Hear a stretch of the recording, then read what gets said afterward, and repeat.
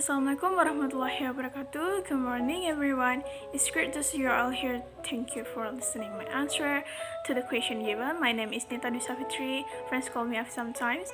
I'm a student college of Universitas Tanjung Pura, which is Faculty of Economic and Business. So today I'm here to answer the question given my lecturer, Mr. Adam Mursalin. So firstly, I will answer the question on part A, which deal with the activities in Zoom meeting. There are 4 questions there. Next, I will answer the question on part B, which deal with the theories of organizational behavior. There are 13 questions, so will my dear friends, let me begin my answer. So now I will answer the question on part A. So the first question is, are you active in attending the lecture of organizational behavior course?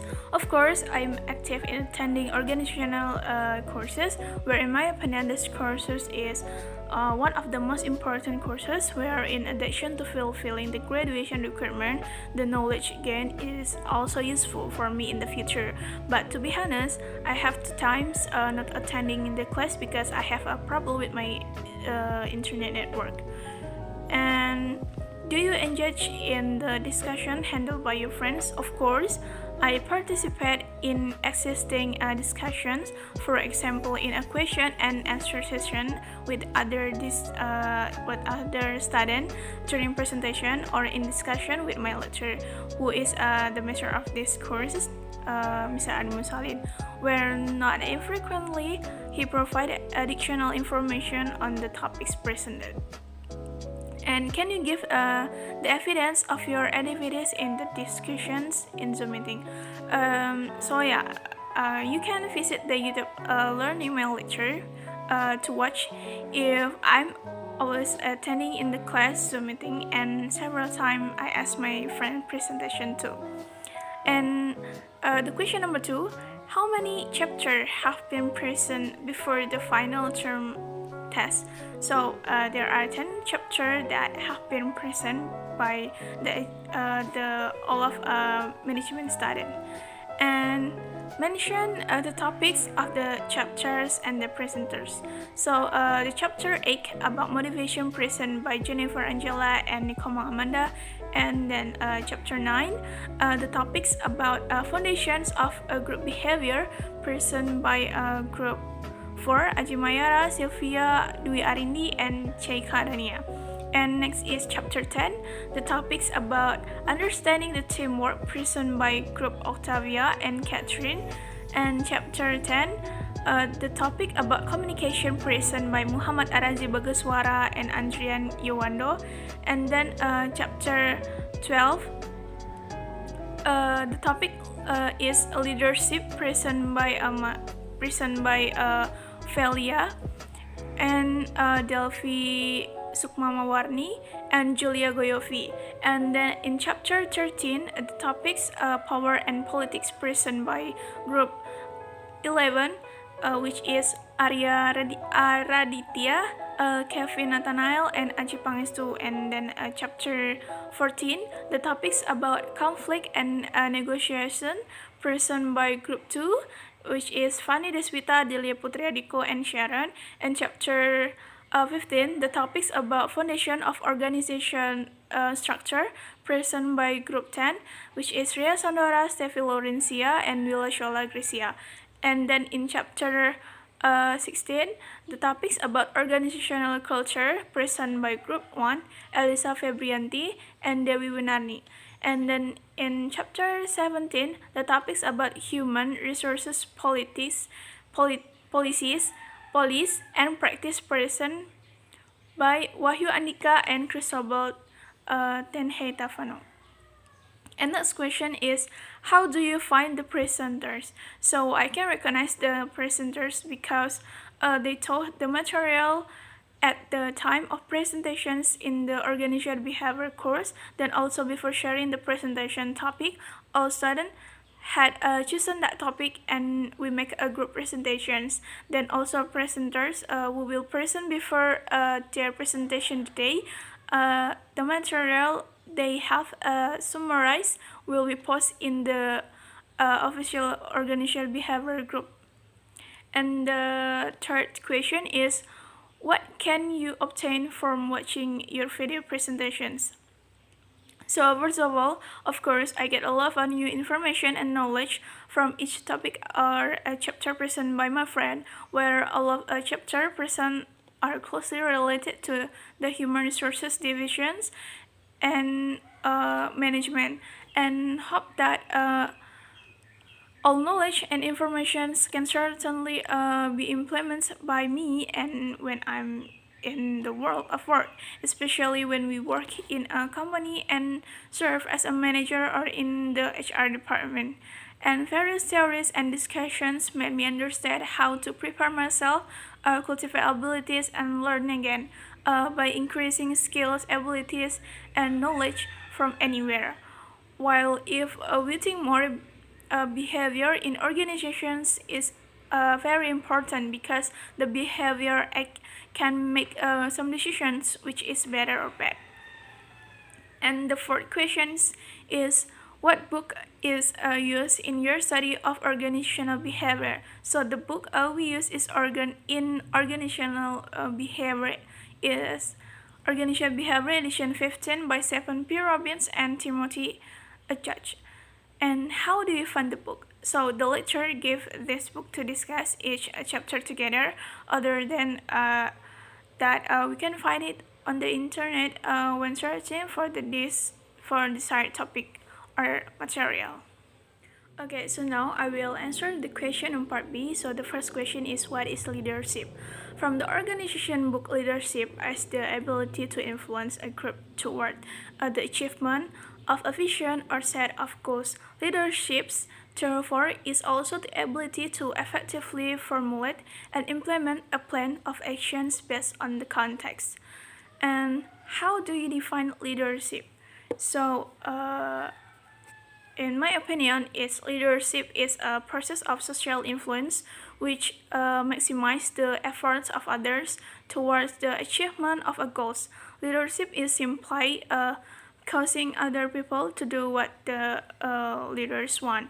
And good leadership, whether formal or informal, is helping other people rise to their full potential, were accomplishing the missions and goals of the organization. All members of an organization who are responsible for the work of others have the potential to be good leaders if properly developed. And the second tool is, in your own words, identify and summarize that various theoretical frameworks for understanding organizational behavior.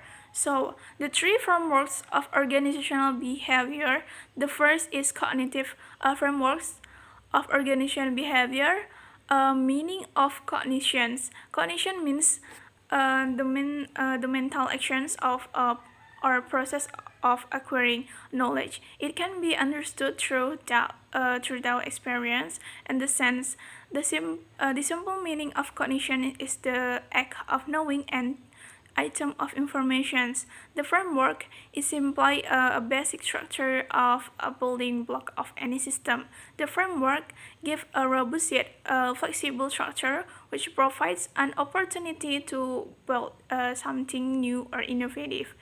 And cognitive framework of organizational behavior is based on the concept of the expectancy of the human being, the demand of the human being, the intentions of the human being. The second is the concept of the behavioral framework of organizational behavior can be clearly explained with the help of stimulus and response. This is also called as a behavioralistic framework of organizational behavior. This means that a human can project different behavior for the same stimulus, and he exhibits a response depending on environmental consequence.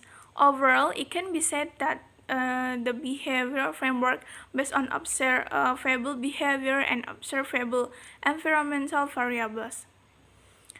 This is all about behavioral framework of organizational behavior.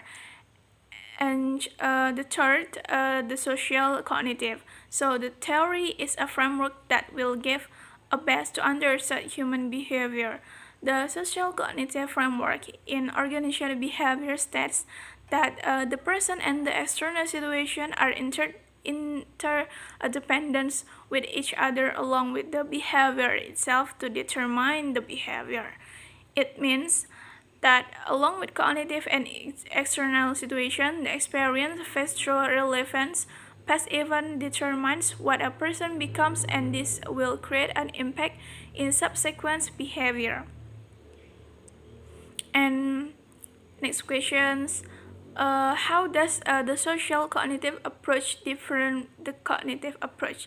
So, social cognitive refers to the ways in which people make sense of themselves, other people, and the world around them. Building on social psychological contributions, this entry summarizes process through which we perceive, interpret, remember, and apply informations in our effort to render meaning and to interact. Rather than a rationalistic depictions, we see complex relationships among cognitions, emotions, motivations, and context. So, social cognitions provide guidance to mechanism of venues through which personal and environmental transactions related to meaning take specific forms, thereby offering a crucial insight into adaptive of maladaptive development as well as change strategies. A principal benefit of social cognitions for social work practice is empirically supported and broadly applicable framework for explaining how person-environmental interactions unfold and might be altered in the service of social work practice and social justice. Social cognitions include, for example, like social knowledge, social influence, the relationship between social structure and categories such as age, race, and sex, in contractions meaning, stereotyping, and other basis information processing, time process through which memories get stored, recalled, and revised, attributions of others, behavior and motive, and of one's own responses and internal states. Identify development and process through which affect cognitions and neurophysiology interrelate as people interact with their social environments. And next question is, how does the social cognitive approach different from the behavioristic approach? So first is a definition. Social cognitive theory is a learning theory which states that humans acquire new behavior by observing others, and that learning occurs through the interactions between personal or cognitive factors, the behavior and the environment. So, behaviorism is a psychological approach and a learning theory which states that behavior is a function of stimulus and response, as learning occurs through classical or operant conditioning. Next is permanence. Social cognitive theory was proposed by Albert Bandura, while behaviorism is a collection of works, although most notable behavioristic are John Watson, Ivan Pavlov, and B.F. Skinner. Next, the core concept. Social cognitive theory emphasizes observational learning, self-efficiency, and the triadic reciprocal determinism. Behaviorism emphasizes stimulus response behavior and classical and operant conditioning perspectives of on learning. Social cognitive theory states that learning occurs through the interactions between personal, behavior, and environmental factors. Behaviorism states that learning occurs through environmental or conditioning factor only. And next is applications. Social cognitive theory is evidence in media modeling, where people model the behavior of influential people they see in the media. Children are especially susceptible to modeling not just from the media but also from their parents, teachers, and peers. And behaviorism is widely used in clinical setting in the treatment of various mental illness such as phobias and depressions. And the next is question number 3. What are some of the major challenges facing today and tomorrow organizations and management? So briefly describe this development. Uncertainty about the future, the COVID-19 pandemic has only served to accelerate these trends, according to McKinsey. As system management models no longer address the challenge that the crisis presents, the best way to deal with uncertainty is to embrace the fact that it's here to stay indefinitely unless all becomes smart enough to predict the future. A manager should consider reevaluating their current operating models in light of this certainly well-being of employees. COVID-19 has clearly proven to be an ominous threat impacting the health of both individuals and business. Research shows us that 1,900 of employees have struggled with their well-being in 2020. Job insecurity continues to be another source of stress, with 23 of the workforce stating that they may. Okay, I'm sorry. So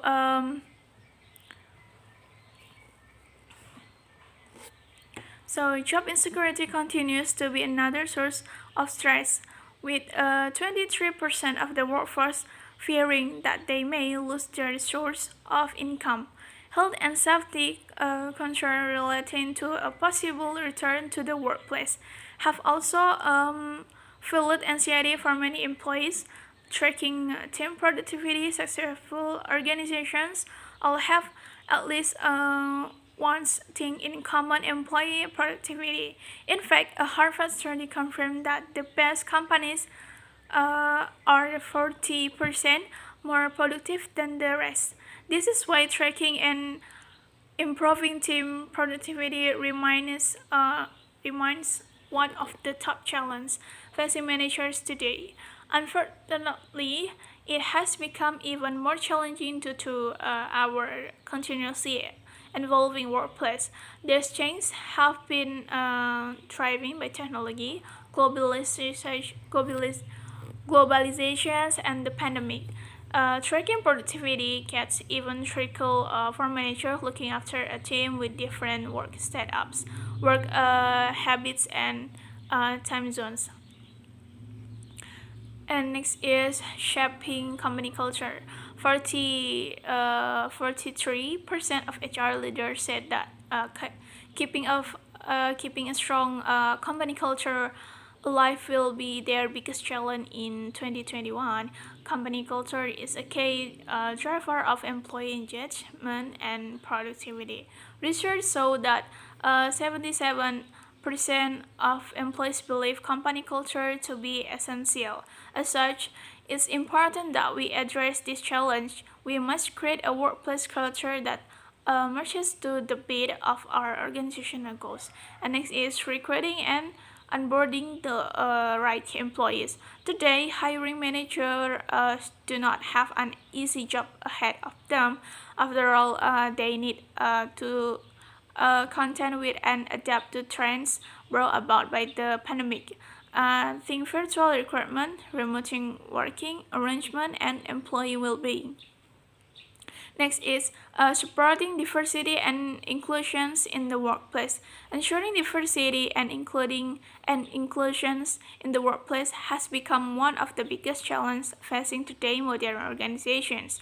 Diversity in the workplace focus on respecting and appreciating all employees for their difference, such as ethnicity, age, religion, or education, gender, disability, and others. Inclusions on the other hand, focuses on ensuring that all employees feel valued and supported as individuals, irrespective of their cycle of culture difference. And next is managing communications between teams. Recent work trends have increased the challenge of communication between teams. Research showed that 97% of workers consider communications to have a meaningful impact on their daily tasks. But did you know that 71% of employees do not read or engage with company emails or content? This is a surefire way for miscommunications, costing many companies thousands of dollars.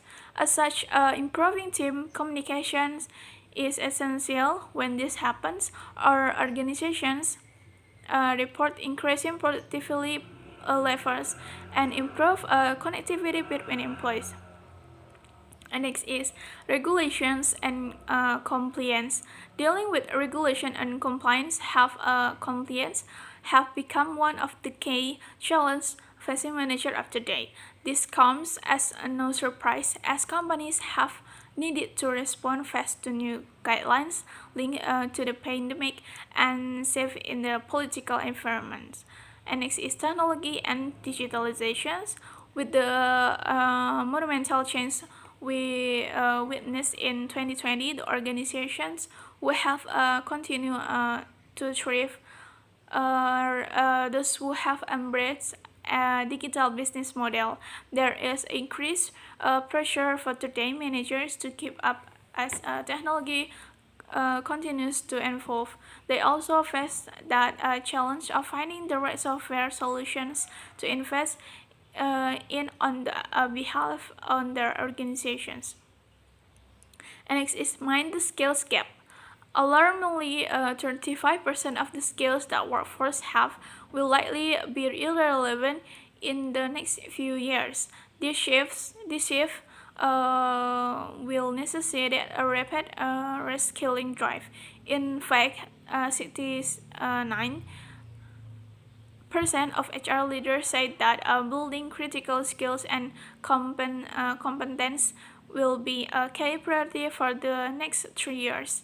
And next is high staff turnover. In fact, the average time spent in job is just 42 years, and it's even less for millennials. In this job hopping world, the challenge is how to retain top talent. If you fail to do so, the cost can be exorbitant. It takes 33% of an employee's annual salary to replace them. And next is creating innovative teams. In challenging times, it's tempting to put great ideas on the back burner. However, if we don't encourage innovations within our teams, those great ideas will soon dry up. Worse still, employees will take their bandwidth and incredible ideas to a more innovative employer, and is it breaking down silos. As a business grows and the organizational structure evolves, departments are formed to serve clean functions. However, this department may lead to business failures, and the failures are applied on much of the corporate world. For anybody in the dark about this, or the term describes teams that are inward looking and inclined to hold onto information rather than share their knowledge. No, and next is knowledge loss and brain drain. And all the knowledge of your staff into the giant knowledge bundle, and that's your organization's in intellectual capital. But every time an employee leaves, they take some of their knowledge with them.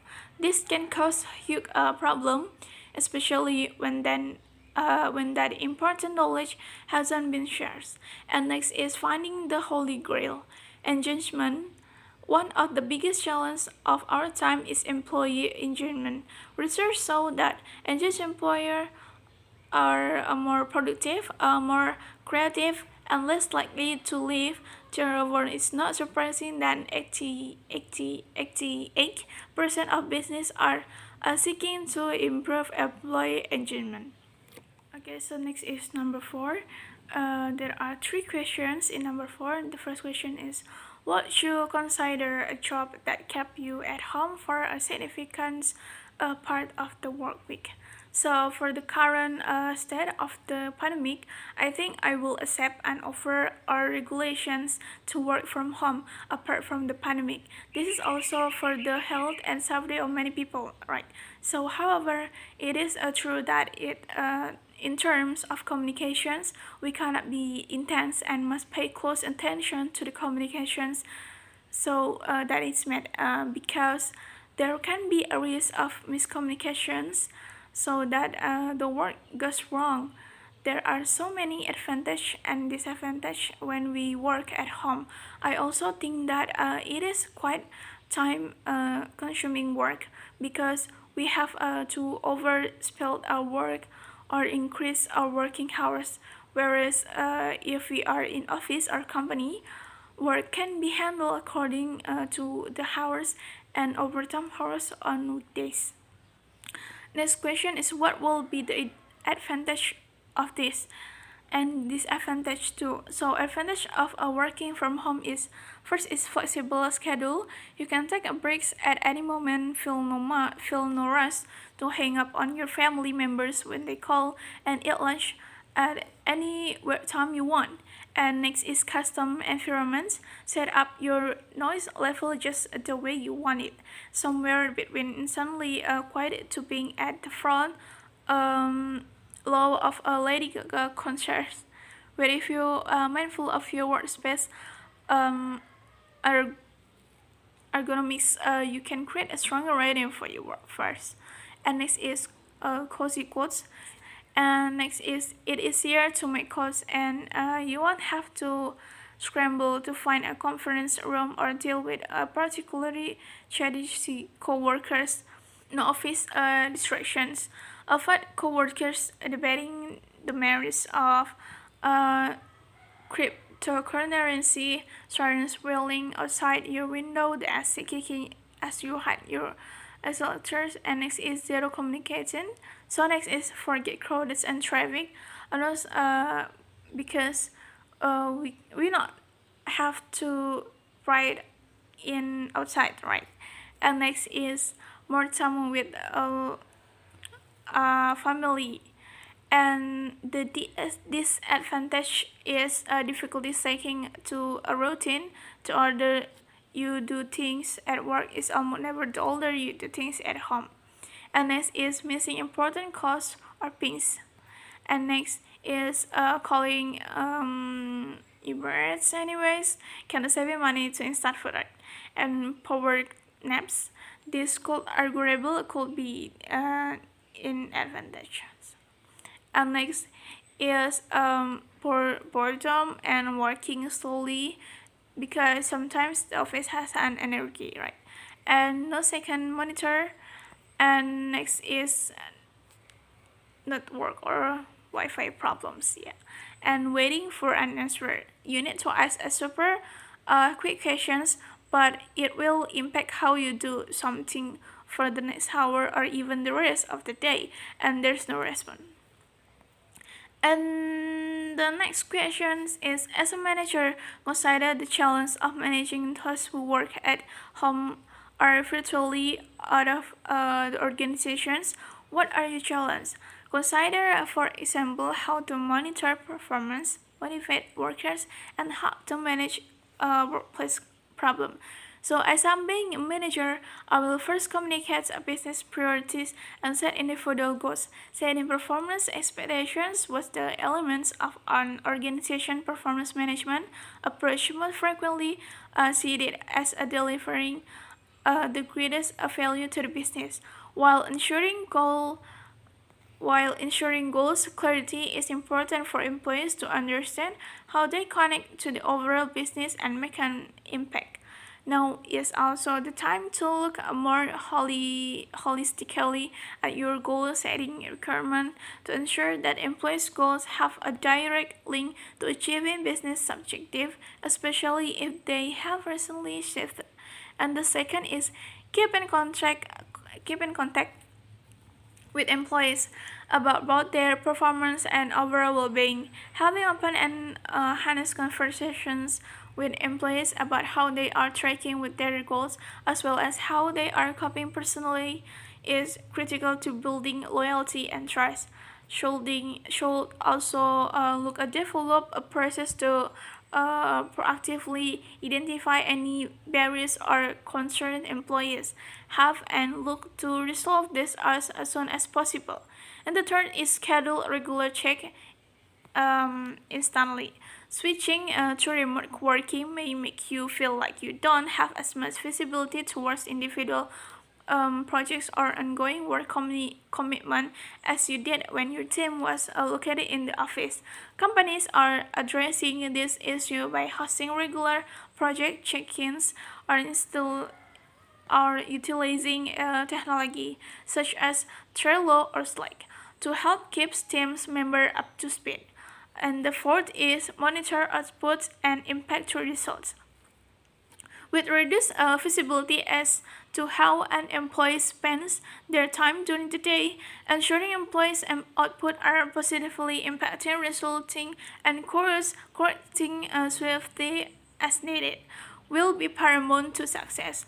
Working virtually makes it difficult to measure project inputs such as time spent, meaning that now it is more important than ever to focus on the quality of the outputs. Productivity tool developer tools uses an output focus rather than outcome focused system.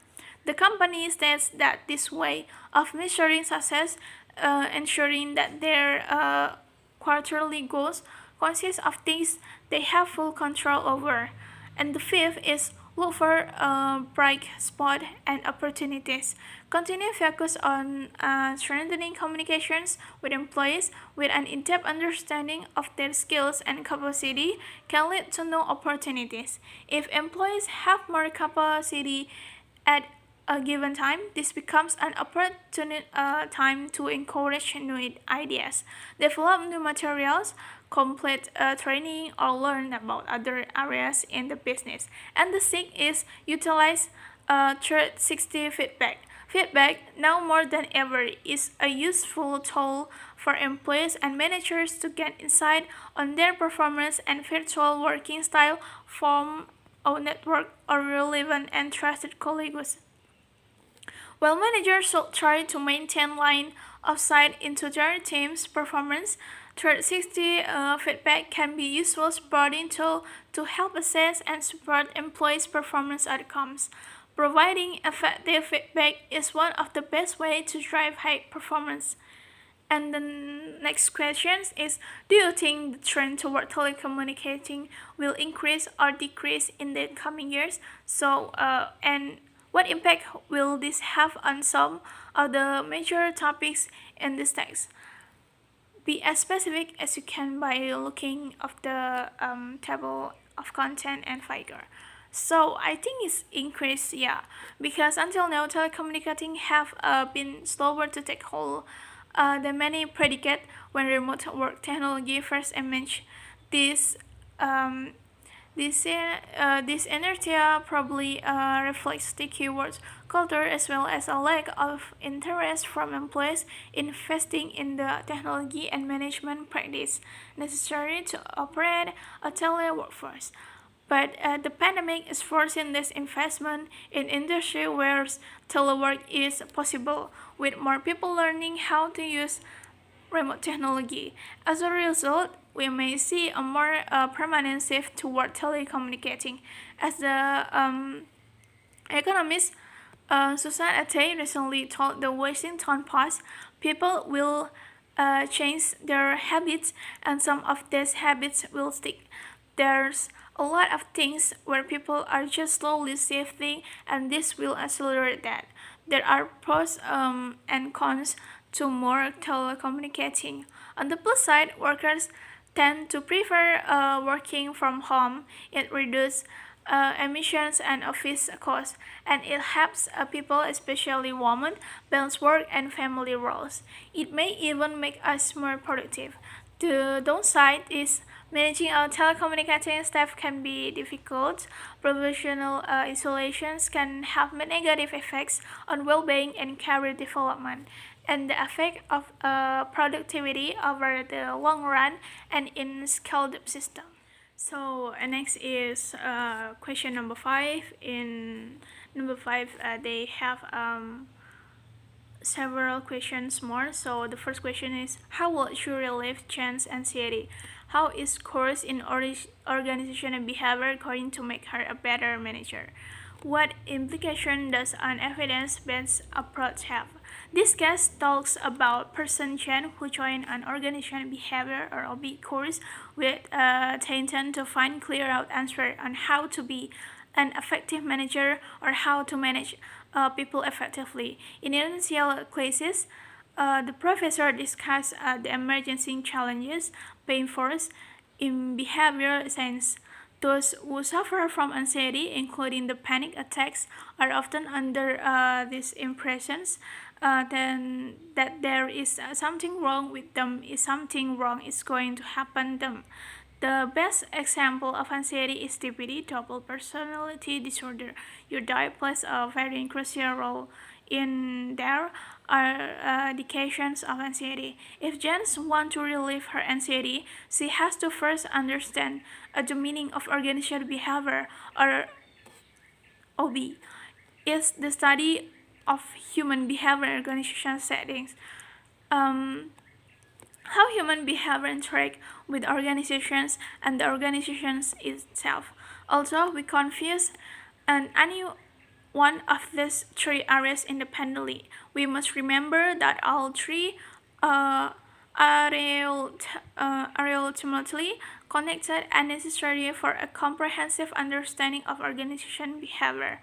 For example, we can study individual behavior such as the behavior of a company CEO or of one of its employees without explicitly considering the organizations, but because the organization's influence and is influenced by the individual, we cannot fully understand the individual's behavior without knowing something about the organizations. Similarly, we can study organizations without focusing especially on each individual's within it. And the next question is, why did the professor start off with a brief overview of emerging challenge? Analysis of the environment is important for a manager and his or her team in order to become proactive and not remain reactive to the environment. Today, business environment is characteristic by change and intense competitions, increased foreign assessment of rising movement of jobs to countries with low-cost labor. And the next question is, how does a course in organizational behavior differ from courses in fields such as accounting, finance, or marketing? Organizational behavior is directly different from accounting, that the OB stands for qualitative aspect of people and company. It focuses on the behavior of people and organizations, but accounting is mainly stands for recording, classifying of the cash transactions or in terms of cash and summarizing in significant manner. And the next question is number 6. What are some of the major reasons why diversity has become such an important dimension of today's organizations? Diversity and inclusion is important because it brings a lot of benefits. Diversity empowerment is evidently to have many benefits to a diverse workplace environment.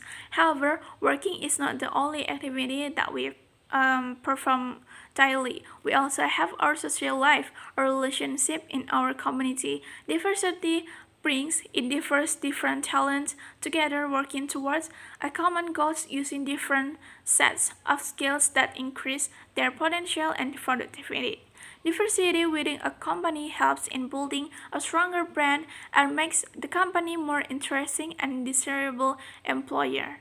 Some reason why you should consider implementing or enhancing employees' diversity is the first is fresh opinions. Employee diversity can allow business to be exposed to a variety of backgrounds and knowledge. Embracing various employee experience is important because companies should have people with individual opinions. A variety of perspective benefits of company, especially in strategic planning and decision making. And the second is enhance company culture. As employee diversity increase within a company, employee collaborations and innovation grow too. A company culture is one of the core aspects of a business, and for that reason, it is important to have a safety and healthy work environment. Diversity enhance and is the main driver of organizational culture. Maintaining a positive organizational culture is not easy, but more variance in employees' background and traditions and allow employees to feel accepted. And the next is company efficiency. When employees have different backgrounds and experience, individuals are better able to take on various tasks by delegating certain roles to employees in relation to their background. A company can be more efficient in the productions of a good. For example, teamwork with diverse groups or of people in a company is proven more efficient in problem solving. Solutions to problems can be analyzed with various viewpoints, which allow problems to be solved faster. And the next is employees innovations. Managing a business requires new ideas and instincts and constant innovating.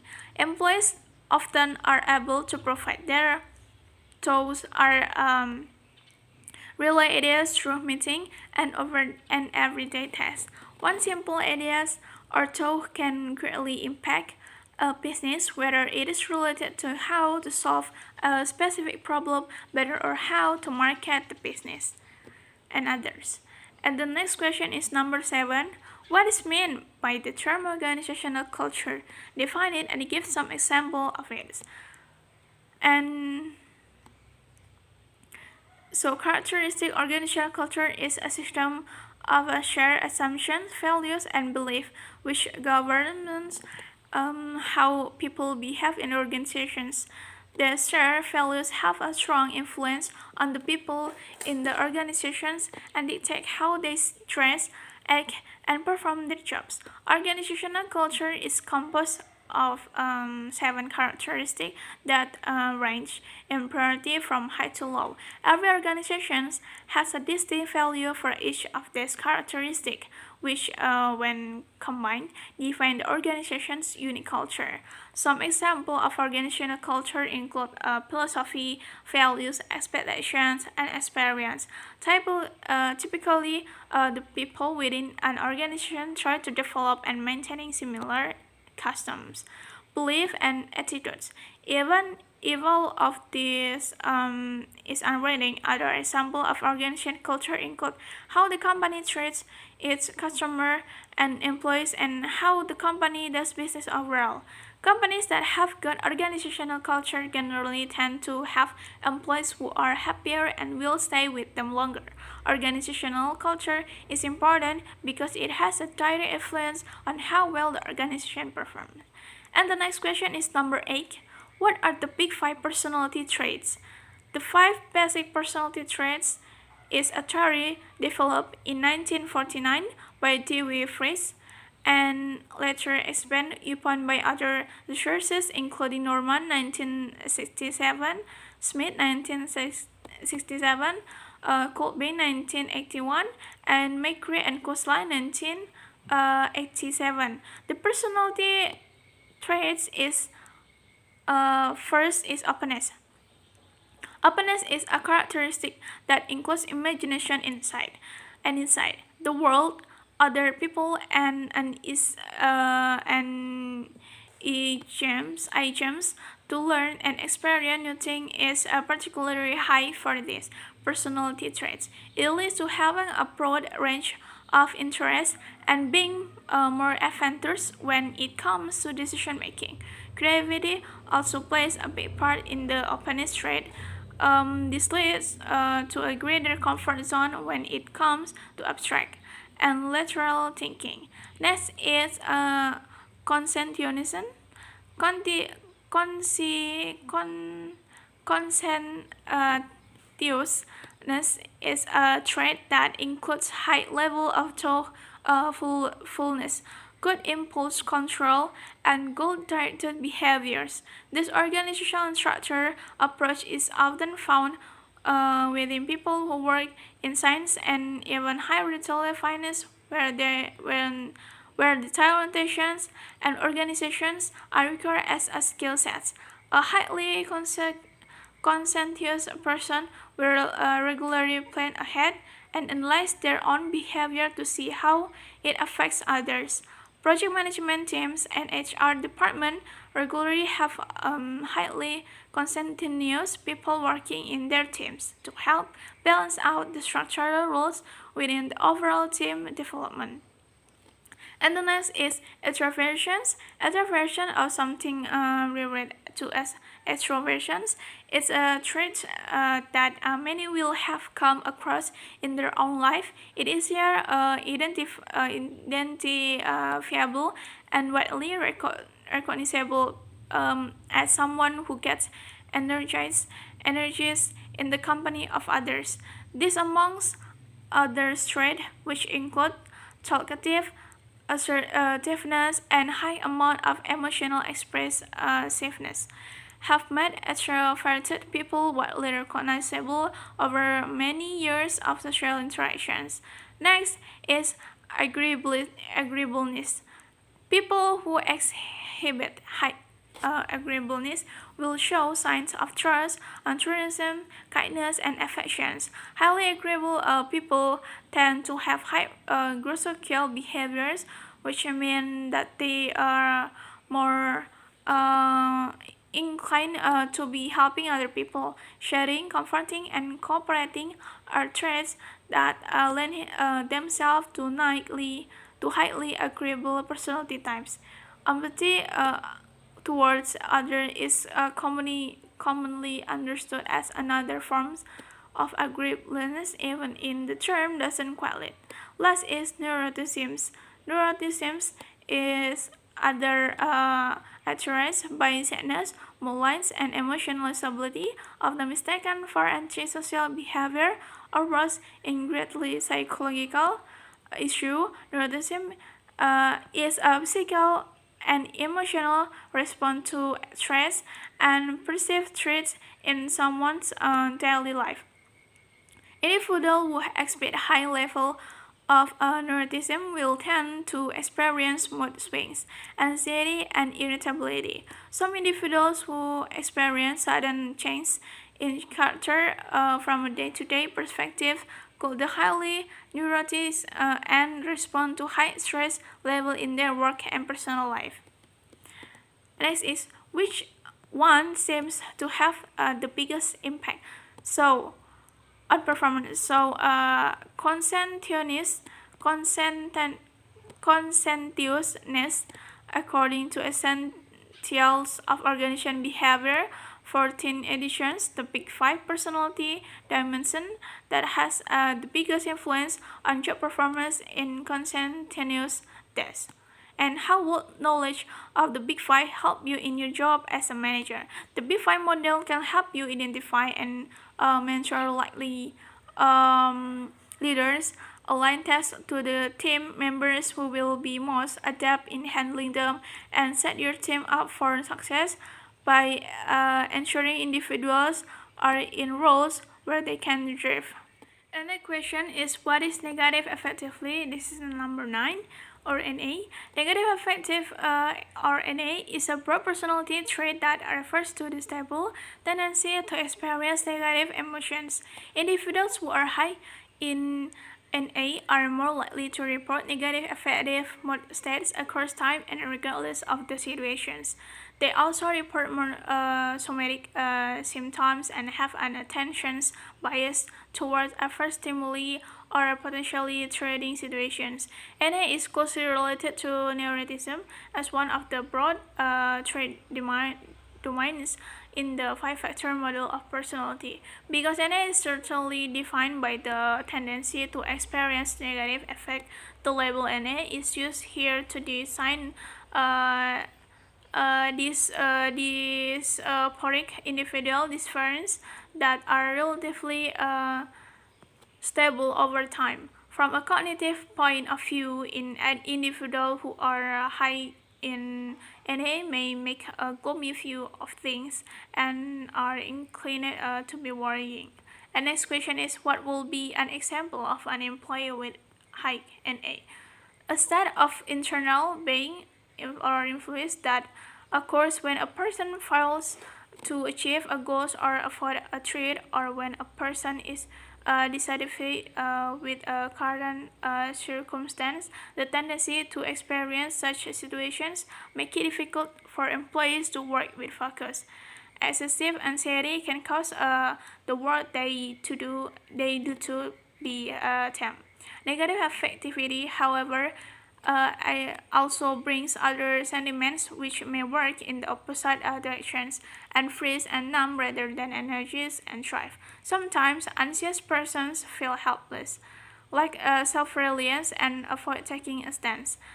And abundance of informations, panic at not knowing what is relevant, and the possibility of making the wrong choice appear daunting, and scare an apprehensive person into passivity. Negative affectivity may thus reduce the amount and quality of information controlled for choice. And next is, what is PA?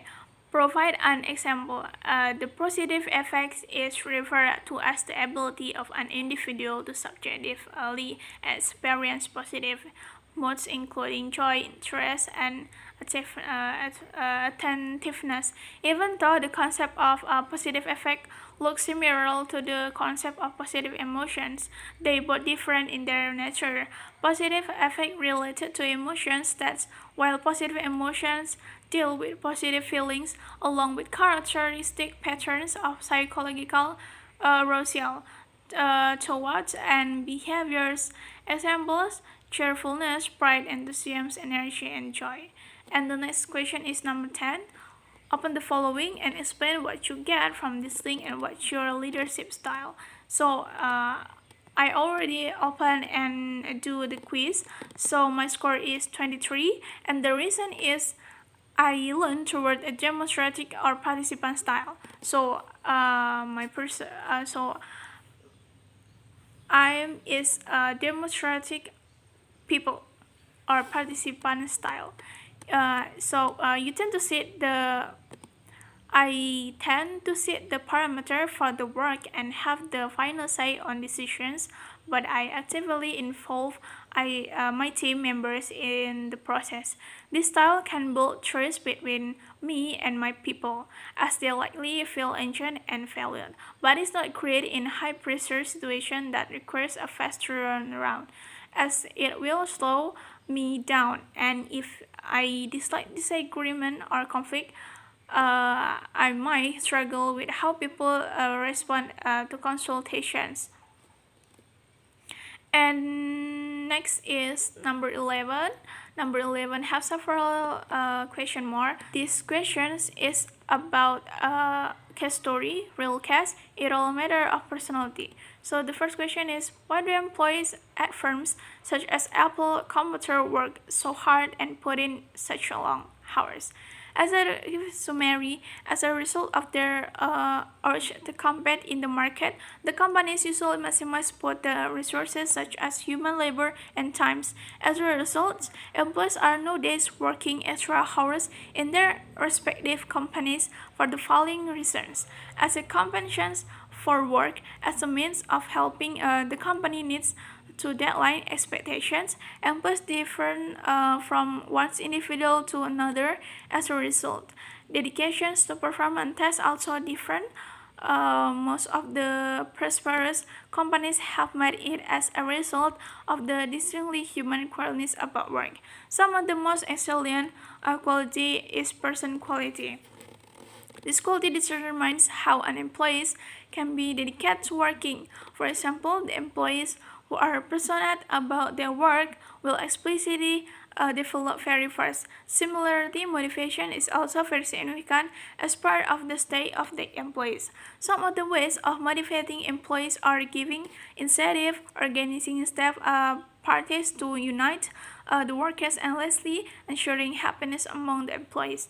And the next question is, how would you describe when Huizenga in terms of the self-concept, specifically self-esteem? The case shows when Huizenga is a highly positive individual with supreme confidence about his abilities. Even though he had the skill to identify potential ideas, it requires a great confidence and belief on one's own ability to carry forward with those ideas. When market is skeptical about those ideas, when individual can process self-esteem, only they have not high positive self-image about their abilities. There is a risk of self-esteem transform to ego, leading to bad decisions. But in case of Wen Huizinga, his self-esteem is backed by his capability and skill to identify exceptional business opportunities, which conventional market failed to notice. Along with self-esteem, the individual is also showing high optimism, which is enabling him to take calculated risks in the market. A low self-esteem individual may not be confident about their thinking ability, may fear decision making, may lack negotiation and interpersonal skill, and may be reluctant to change. In Wen Huizinga, none of these traits are observed, which will have held him back for his success. Hence, a major contribution factor for his success in his nice self-esteem and positive self-image. And the next question is, why is job satisfaction and organizational commitment so high at Mirage Resorts? How does Steph Wynn manage to keep his employees so happy?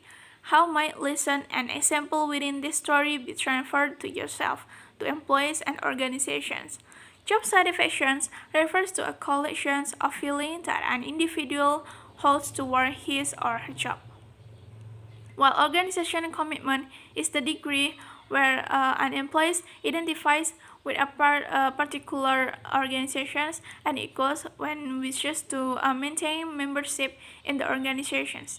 Job satisfaction and organizational commitment are so high at Mirage Resort due to a low influence that drive the employees' behavior too.